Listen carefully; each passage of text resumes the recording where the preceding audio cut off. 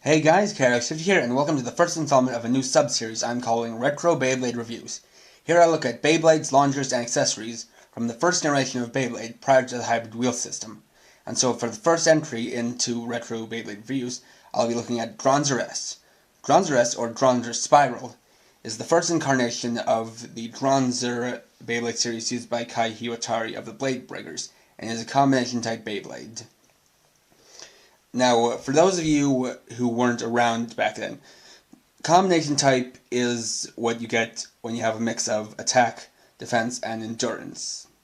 And for those who don't know, combination was the original name for balance types, and endurance was the original name for stamina types. And so this is a combination type here. Now, the reason why you see only the Beyblade in front of you is because while, of course, like any Beyblade, it included a launcher and ripcord, in the original generation, it was not that easy to keep track of which launcher and ripcord came with which Beyblade, because they are not specific. The color is basically random for a specific Beyblade, as well as the ripcord. Ripcords came in a wide variety of colors, as well as did the launchers. But I do have a launcher and ripcord here as an example. But we'll look at the Beyblade first. We have, of course, the top view, side view, and bottom view. And it is a pretty simple Beyblade, as you can see, and this is one of the, but that is because this is one of the earliest Beyblades created. What we have here is the earliest form of launcher, the Easy Launcher. It's just this small square little piece with some details on the top, a little notch for your thumb, and these two clips for attaching the Beyblade, as well as a slot for the ripcord. A ripcord being this one right here. You will notice that this is the same kind of ripcord that you'll find with Beyblades from Beyblade Metal Fusion or Metal Masters, and that's because this style of ripcord was carried over from the original generation. And just like the ripcord launcher of the new generation, you just insert like that and pull out. Now we can take a look at the individual parts, and I can basically introduce you to the way the original Beyblades were built. So we take off this piece, then you pull out these tabs, which is a little tough. There's one, and then the other. And take out this piece, and I'm just gonna put these loosely back in for now.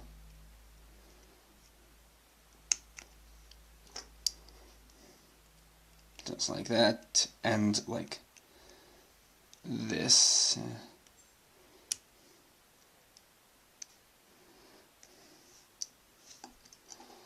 Oh, actually, I'm just gonna click it into place a little bit on each side. Or not. Well, okay, this will do. I'm just gonna move the launcher ripcord out of the way, and also gonna do this. And no, I didn't break anything, I just took out this piece. So let's line them up and go over each of the pieces. And so for that, I'll zoom out a little bit. So like the hybrid wheel system, a Beyblade from the original generation is made up of 5 pieces. These pieces are the bit chip, the attack ring, the weight disc, the blade base, and the spin gear. We'll look at each piece one by one. First we have the bit chip. This piece is essentially a decorative piece that attaches onto the attack ring. They served more purpose in the original Beyblade anime, where they contained spirits called bit beasts that were sealed inside the Beyblades and could give them special attacks. The bit beast for this Beyblade is Dranzer the Phoenix. Now, one thing you'll notice is that this has a hollow foil sticker for the bit chip. And one thing I'll admit is that this is not the bit chip that Dranzer originally came with. This was for a shiny re-release of Dranzer F, another incarnation of Dranzer. But since I couldn't find the bit chip for Dranzer S, I had to make do with this one. Also, another thing is that the bit piece is called Dranzer and the Beyblade is called Dranzer. That's because in the original generation, the names of Beyblades were not designated by their parts. Not at all. They were designated by the bit beasts.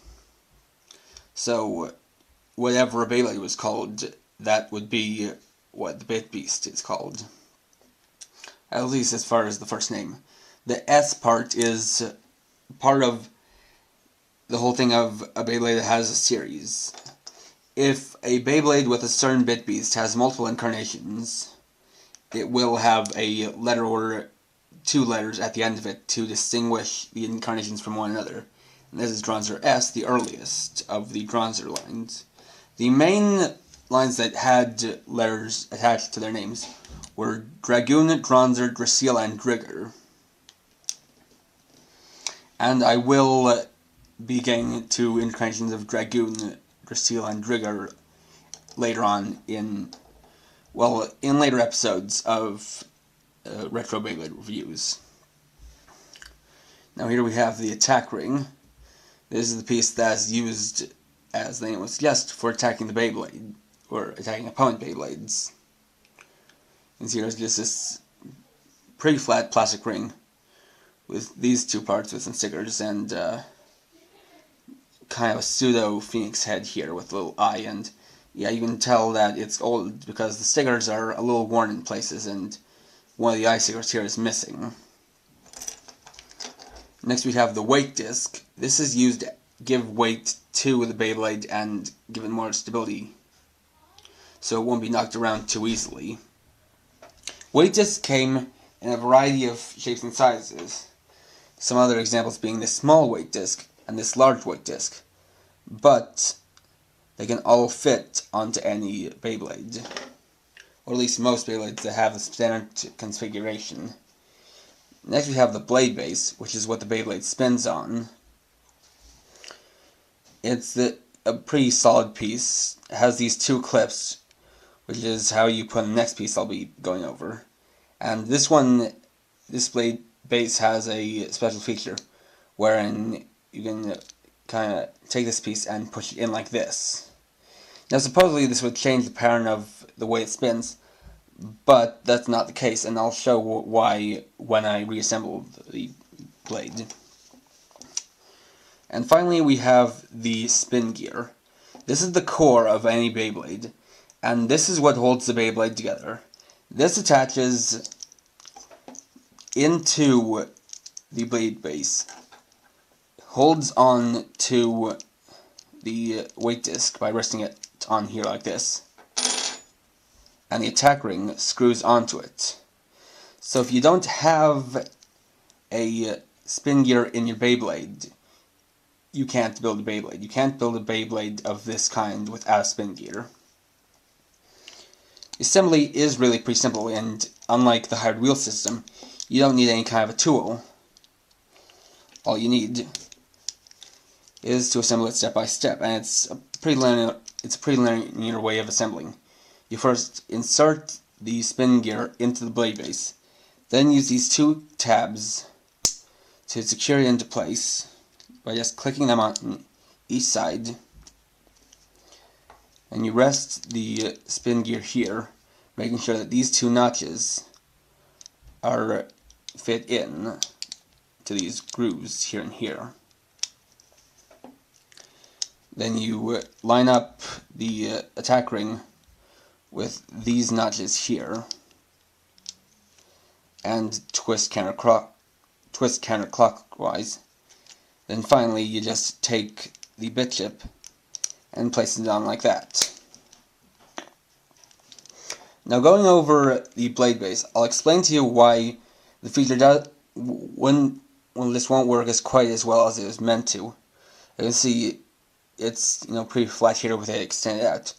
putting it down, it reveals a little bit of a tip, as you can see. But when it's in there, the tip is not exposed whatsoever.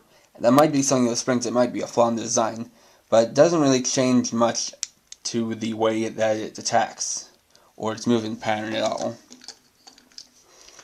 So, of course, would the Beyblade review be without a test launch? And so, of course, I will be using this launcher, but for better performance, I'll be using a longer ripcord. Additionally, since this is so small, and really the way to hold it is kind of like this, which is not that easy, I'm going to be using a grip, just this simple grip right here, and just attach it on like that, and insert the ripcord like so.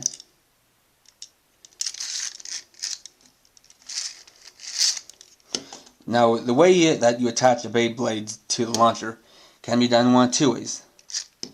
Oh wait, I gotta re-secure this all the way. The first way is to put it in this side and then twist this way. Or, you just line up these two kind of notches with these protrusions here and here, and just kind of snap it into place. And I will be using my portable base stadium, because this was designed for these larger plastic generation Beyblades. And so, let it rip!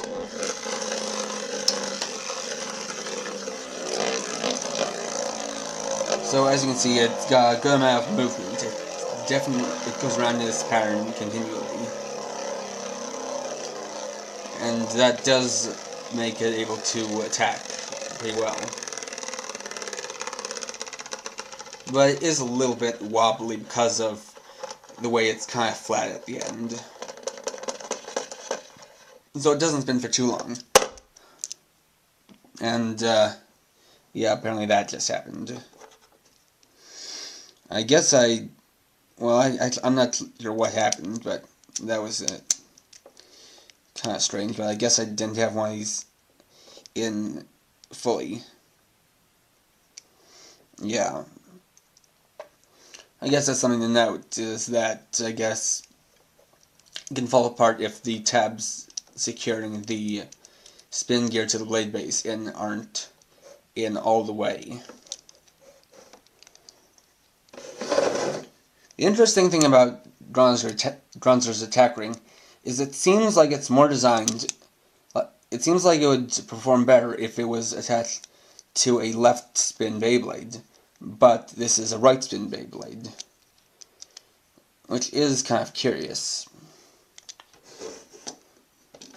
Now, as far as these go, I'm not going to do any kind of recommendation because, to be frank, these kind of Beyblades are a little outdated, and they aren't used too much anymore. People who have these are probably hanging on to them for nostalgia reasons, or because they like those kinds, but really you aren't going to find too many people around who would use these kind of Beyblades anymore.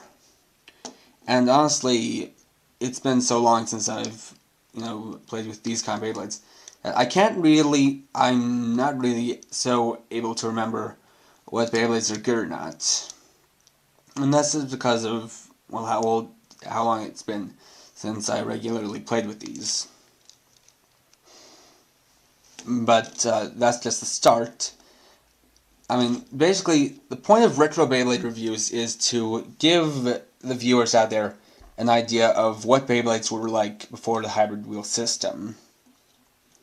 And I'm doing that because the Beyblades back then had a wide variety of gimmicks and parts, as well as different systems that changed over time. So, here's the start, and, well, there are more to come, of course.